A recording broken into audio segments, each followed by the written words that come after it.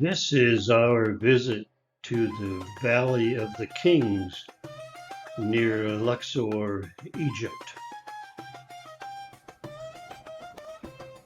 Here we are looking down at the Valley of the Kings.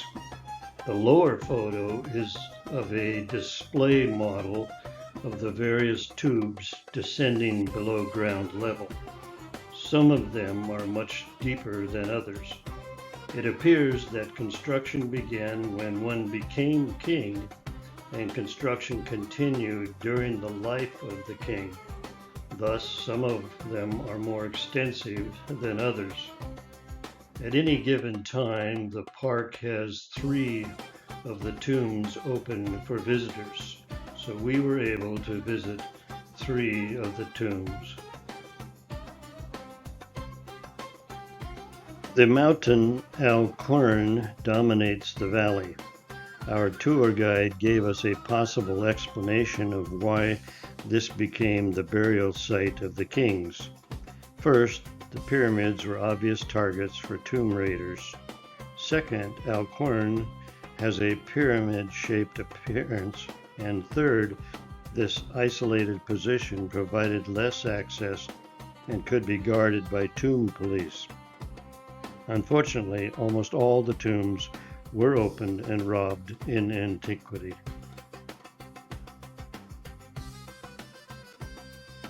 This photo shows the identification of tombs in this area.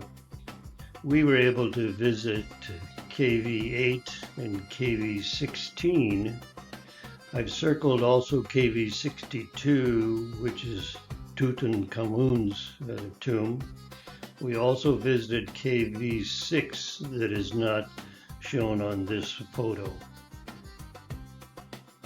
The first tomb we entered was KV8 for Pharaoh Meremptah. He was already an elderly man, perhaps in his 70s, when he assumed the throne. There is an account which mentions the suppression of revolts in Canaan and refers to the destruction of Israel in a campaign prior to his 5th year, saying Israel has been wiped out. Its seed is no more. This is the first recognized ancient Egyptian record of the existence of Israel, not as a country or city, but as a tribe or people. A new discovery confirms Meremptah's boast about his Canaanite campaign, and more can be learned in the Insight on the Scriptures, Volume 1, page 396.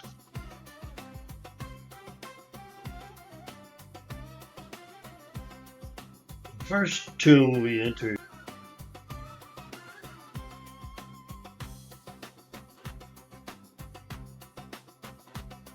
We're now descending and visiting KV8, going down to a depth of 225 feet.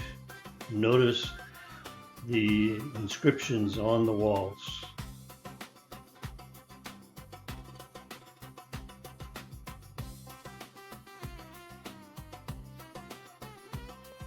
Every inch of the walls and ceilings are covered with stories being told.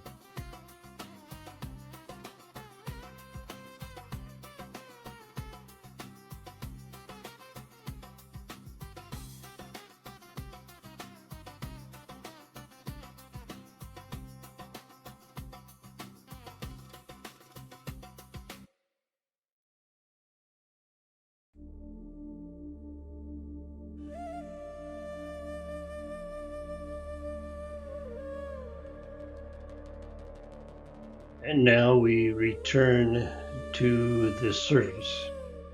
I have noted in some accounts that people point out that the handrails did not exist originally. This is KV62, the tomb of Tutankhamun. We did not enter the tomb of Tutankhamun. It requires an extra fee, and we were told that there is nothing to see as everything has been removed to museums. It was the most undisturbed tomb. We also learned that it is relatively small because he only ruled for about 10 years.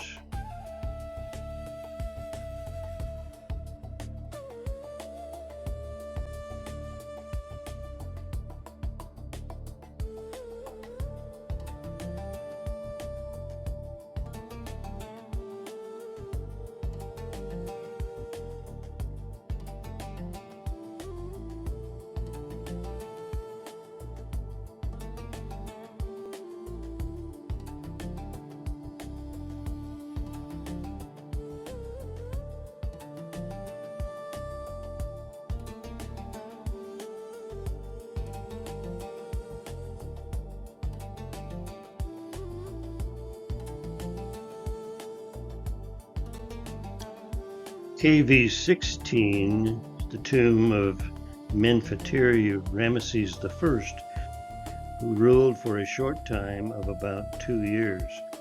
He was of non-royal birth and was the transition between two dynasties. He was hurriedly buried in a small and hastily finished tomb.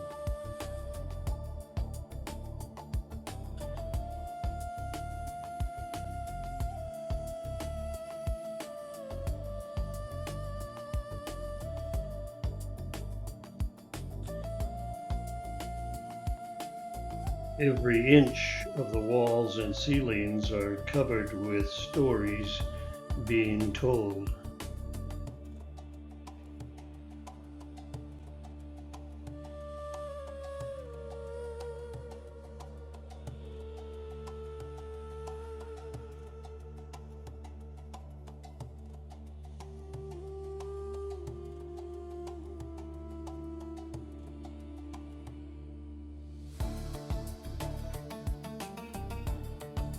Returning to the surface, and thanks again for the handrails. KV-6, the tomb of Ramesses IX, runs 345 feet into the hillside.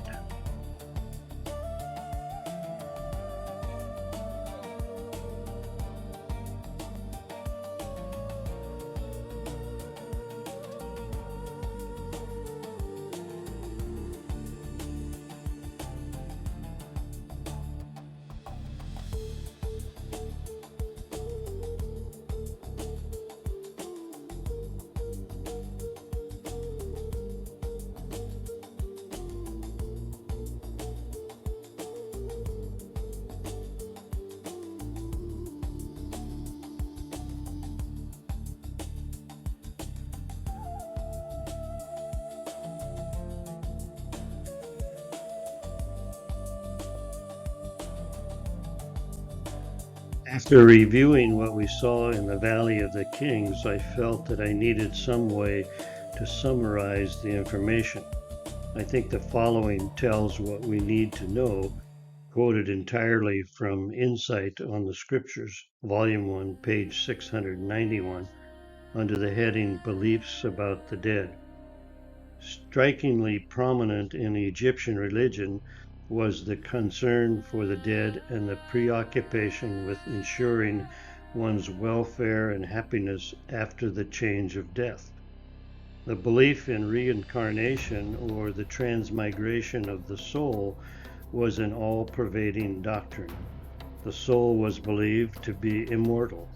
Nevertheless, it was believed that the human body must also be preserved so that the soul might return and use it on occasion. Because of this belief, the Egyptians embalmed their dead. The tomb in which the mummified body was placed was considered the deceased's home. The pyramids were colossal residences for the royal dead. The necessities and luxuries of life, including jewelry, clothing, furniture, and supplies of food, were stored away in the tombs for future use by the deceased, along with written spells and charms, such as the Book of the Dead, to provide the departed with protection from evil spirits. However, these spells did not even protect them from the human tomb robbers who eventually ransacked in virtually every major tomb.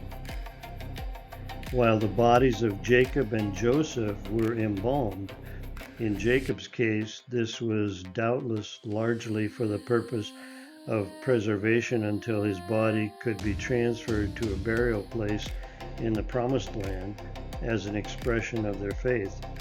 Particularly in Joseph's case, the embalming may have been done by the Egyptians as an expression of respect and honor. After our visit to the Valley of the Kings, we moved to the other side of the mountain to visit the Temple of Hatshepsut, and that will be another video. Please join us.